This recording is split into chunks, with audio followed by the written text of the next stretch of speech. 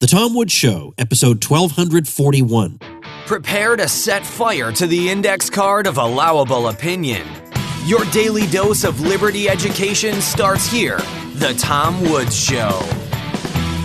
Hey everybody, don't forget my friend Bob Murphy has an amazing new book where he takes all his critiques of Paul Krugman from over the years, all these devastating smashes, and organizes them in one volume according to topic. And these are topics you want to master, and Bob will help make you the master of the universe. Check it out at ContraKrugmanBook.com, and I am the narrator of the audiobook version, and you can get that for free when you check out the Audible offer at TomWoodsAudio.com.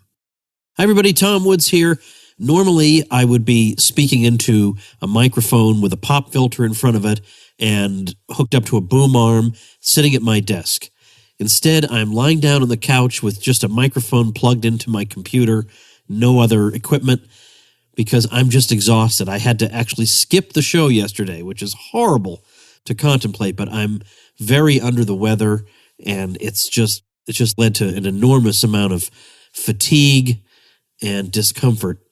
But I just could not let the show go 2 days without an episode. So today what I'm going to do is, in fact, I didn't even know this was available. I just dug it up the other day. I want to play for you an interview I did with Andrew Bacevich. A lot of you know who he is. In fact, I'll let the me of 2012 give you all his credentials in just a minute, but he's a great foreign policy commentator. And I interviewed him on the Peter Schiff Show when I used to be a fill-in host when Peter had that radio show, 2-hour daily radio show. And he had just come out, he being Bacevich, had just come out with a book called Washington Rules that I was very fond of. So I was glad to have an opportunity to interview him. And I thought that was lost forever, and I found it the other day. And little did I know just how soon it would come in handy. So I'm going to do that for today's episode. And then my hope is that I will be back up and running. Things will be back to normal by tomorrow. So, all right, here we go. Hope you enjoy it. Very glad to be joined by Professor Andrew Bacevich, Professor of International Relations at Boston University. It's a real privilege to talk to him. As I told you at the top of the program, he has an IQ that I would estimate somewhere in the ballpark of 511. So it'll be very helpful to talk to him about what's going on in the world today. Professor Bacevich taught at West Point and Johns Hopkins University before joining the faculty at Boston University. He's a retired career officer in the U.S. Army, and his books have been seminal works of very great importance: American Empire, The New American Militarism, The Limits of Power, and most recently, Washington Rules, America's Path to Permanent War. He's got another book coming out next month, but having written a bunch of books myself, I know that publishers are not so keen on you talking about that till they're available for purchase. So we're going to talk about Washington Rules and maybe applying them to what's going on today. Professor Bacevich, welcome to the Peter Schiff Show. Thanks very much, and thanks for the totally over-the-top introduction. That's probably the highest estimate of your IQ you've gotten up to this point. My wife would not concur. Well, I want to dig right into this. I've recommended your book on my own website several times, Washington Rules, which is an easy book for people to read. It's not weighed down by a heavy scholarly apparatus, and it makes some very important points. Can we start off by just having you explain what you mean by the term Washington Rules? Yeah, I think, to the essence of the argument. The essence of the argument derives from my strongly felt view that the big truths are the ones that are staring us in the face and that we take for granted and therefore don't really notice them. And the big truths about U.S. national security policy have to do with a set of habits that have been in place since the end of World War II that define the way we address the world with our military forces, and that may once, in my view, have had merit, but no longer do. So what are those habits? Number one, we design our forces not to defend the country, but to provide instruments of global power projection. Number two, we maintain a global military presence, really unlike anything that the world has ever seen. And number three, we marry these global power projection capabilities with that global presence to support policies of global interventionism.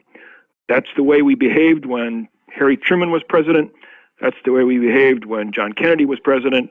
That's the way we behave when Barack Obama is president. I just named 3 Democrats, but I don't mean that it's somehow a Democratic thing. In fact, there's a bipartisan consensus deeply rooted in Washington to sustain these habits.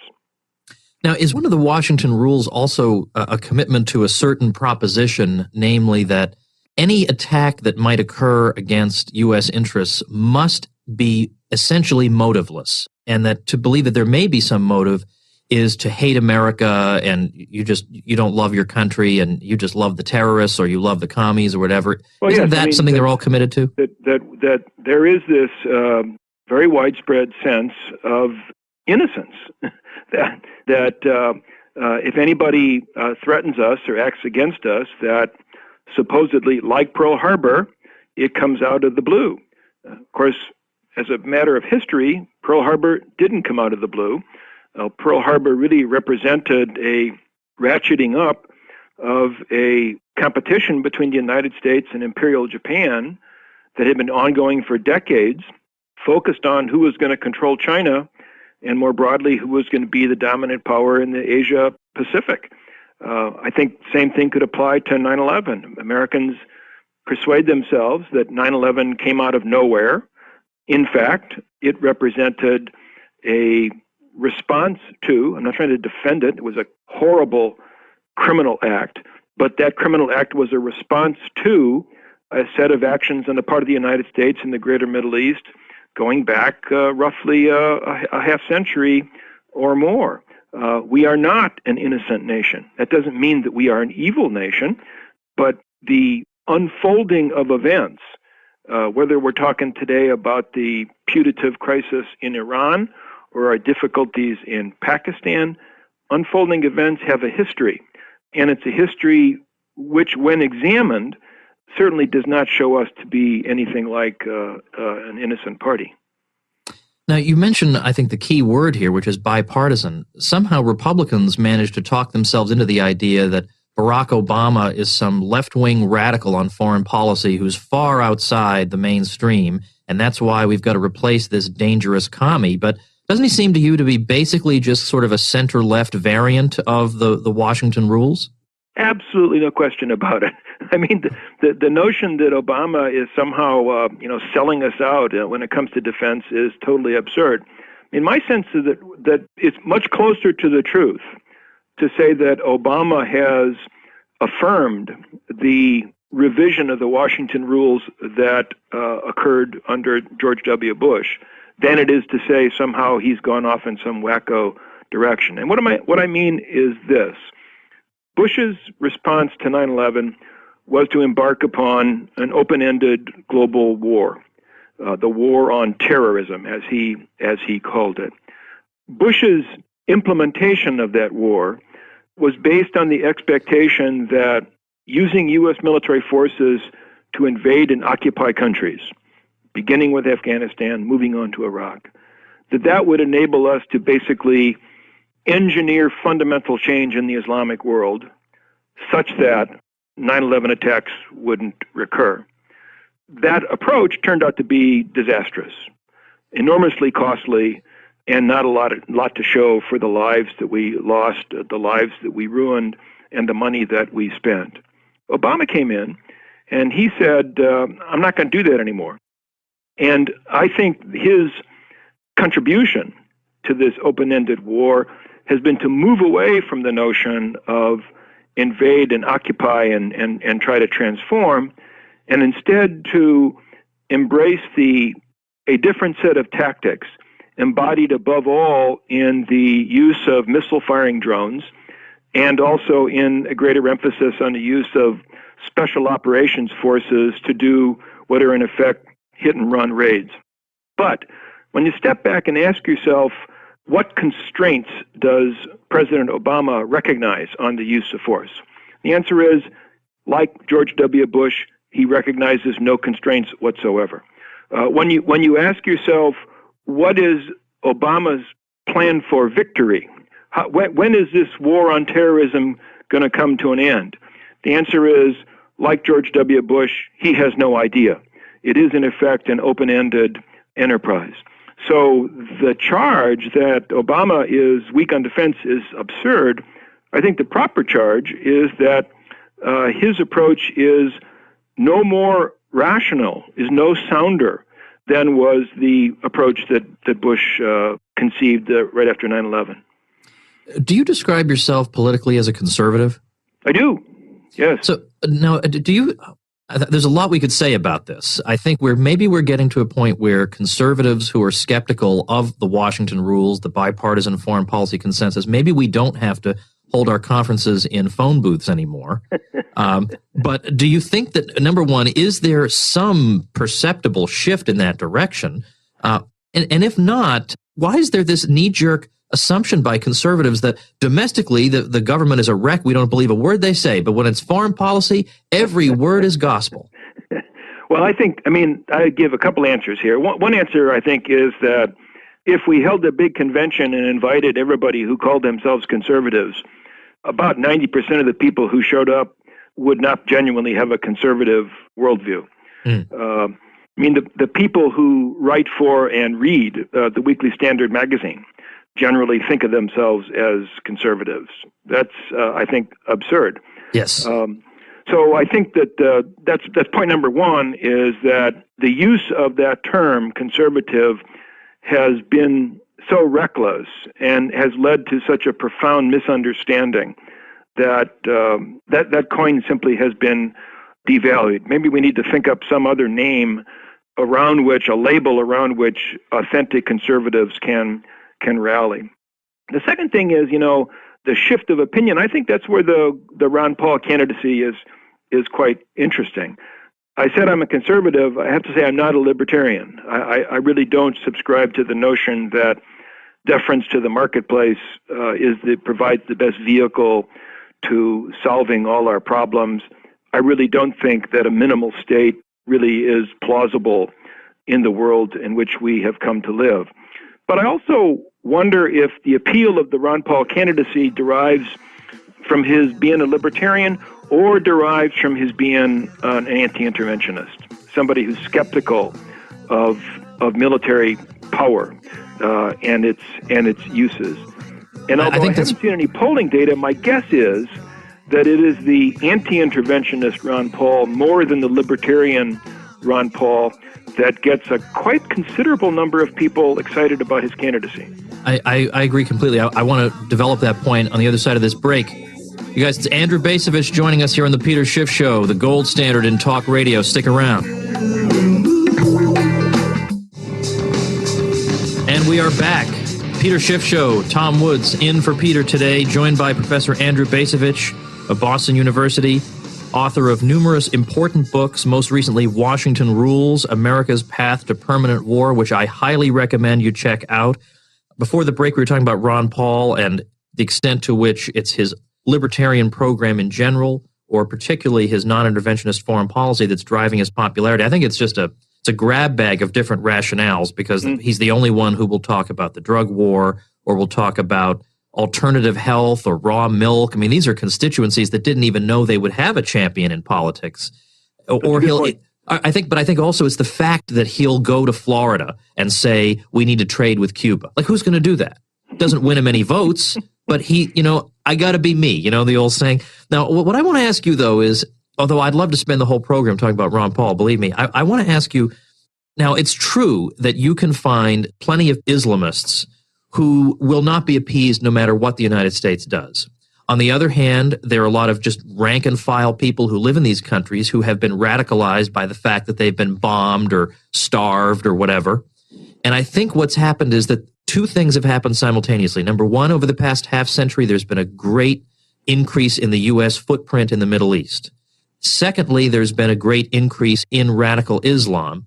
And so it's hard sometimes to disentangle these two factors when you try to figure out what the motivations of anti-Americans in the Middle East might be. Given that, what would the President Andrew Bacevich approach be, given that there are some people who do want to do us harm? Yeah. And of course, what I'm about to say, even if it has any merit, the implementation becomes very difficult because of so many decisions that have already been made that already have consequences that are hard to undo. But I think I would say about three things. The first is that the best defense is defense. I emphatically believe that the most important explanation for why 9/11 happened, in terms of immediate sort of explanation, is that we had our guard completely down. The government authorities had failed to take even minimally adequate efforts to ensure the safety of American airports, so 19 punks with box cutters could perpetrate this horrific crime. So how do we defend ourselves against the threat posed by radicalism? We do it by defending ourselves, by ensuring that we have the most robust possible defenses to keep bad people away from us. That'd be point number one. Point number two, I mean, you pointed to the sort of correlation between U.S. military presence in the region and the rise of radicalism. And there is a correlation, and I think that there's a causal relationship, that to some considerable degree, it's our mucking around in that region, even when we have good intentions, that leads to unintended consequences that are bad for us. So the second thing is, stop doing stupid stuff. I mean, do no harm. And I think that means radically reducing the size of the American military footprint in that part of the world. And then the third thing I think, and here I'll make reference to the Arab Spring, we need to allow people to determine their own fate. I read the Arab Spring as a powerful expression of people in the Arab world who insist that they're going to be allowed to determine their own fate. We should respect that. And I say that without in any sense thinking that the outcome is necessarily going to look like Jeffersonian democracies or pro-Western governments, but we need to let them determine what their future is going to be rather than presuming that we know what their societies are supposed to look like, because our presumptions tend to be wrong. And of course, nothing could be less conservative than to think that you could take some traditional society like this and put it through some kind of enlightenment ringer in 5 years. I think you're exactly right. Now, let me, given that we've only got a few minutes left, I can't believe the time has flown, and this is totally inadequate amount of time for you to expect you to do this, but can you give us your assessment of the Iran situation? What would you say to somebody who says, you know, we could deter the Soviets because the commies were atheists and they thought that, you know, they were just going to turn into dust when they died, but these people embrace death and they're just dying to blow themselves up and they don't care if they get incinerated. I mean, that's what most Republicans think. What do you say to that? I just don't see it that way. I mean, to my mind, first of all, if you look at things from an Iranian perspective, and you should always look at the situation from your adversary's perspective, not because you're going to embrace that perspective, but because you want to understand why they do what they do. If you look at it from an Iranian perspective, they face very substantial national security threats, and we are the biggest one. So it's not unreasonable for them, it's not irrational for them to wish to arm themselves. And quite frankly, given what happens when countries like North Korea and Pakistan gain nuclear arms, meaning they gain respect, it's not irrational for Iran to seek a nuclear weapon. So it's not that this is some kind of a wacko proposition. The second thing I'd say is, if you look at the behavior of the Islamic regime, I'm not a supporter of the Islamic regime. I'm glad I don't live in Iran. But if you look at the behavior of that regime going back to the revolution, they have not behaved irrationally. They have not courted destruction. They have, in fact, I think, by and large, behaved relatively prudently. And therefore, I would argue strongly that they're likely to be deterrable. Just as we deterred the Soviet Union, we can deter this country. And therefore, the rush to war that you hear, I'm sad to say, among the so-called conservatives is, I think that's the irrational part. Among other things, it completely ignores the consequences of the last time we rushed to war because we thought some guy couldn't be allowed to acquire nuclear weapons, namely Iraq. But what about, and here we've got just about a minute, but don't the Iranians want to kill all the Israelis? Wouldn't we have to? I mean, I'm obviously playing devil's advocate here. No, I know. I mean, there is the vile rhetoric of President Ahmadinejad. There's also considerable evidence that Ahmadinejad does not really control Iranian national security policy. And I will be candid. Were I an Israeli Jew, I might have a somewhat different view of the Iranian threat. But I'm not an Israeli Jew. I'm an American, and I'm simply not keen on us involving ourselves in yet another war that I would strongly suspect would end up being as big a mess, or probably a bigger mess, than the wars we've already gotten ourselves involved in over the past decade. Andrew Bacevich, I knew the time would fly by. I appreciate you taking the time with us on the program today. Thanks so much for being with us. All right, that's going to do it for today. As I say, I hope things will be back to normal by tomorrow so I can release a fresh new episode. I've got a really great topic coming up because there's a really interesting new book on a topic that we're all interested in, and it's handled very deftly and skillfully. So I'm hopeful that tomorrow will be the day that we'll get to talk about that. So in any case, thanks for your patience, and I hope to see you tomorrow. Become a smarter libertarian in just 30 minutes a day. Visit TomWoods.com to subscribe to the show for free, and we'll see you next time.